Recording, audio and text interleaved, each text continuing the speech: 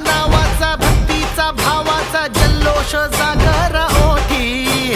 चौफेर घुमतो या ढोलाचा आवाज तुझ्याच स्वागतासाठी